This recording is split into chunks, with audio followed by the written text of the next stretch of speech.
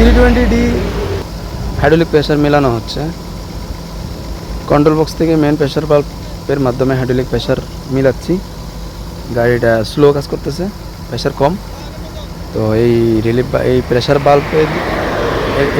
বাল্বের exhaust tight দিলে pressure বাড়বে, লুজ দিলে প্রেসার কমবে।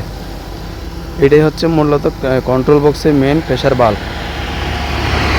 এই প্রেসার বাল্বেই সম্পূর্ণ পুরো গাড়িটার হাইড্রোলিক প্রেসার নিয়ন্ত্রণ করে। এখান থেকে প্রেসার কমানো যায়, বাড়ানোও যায়।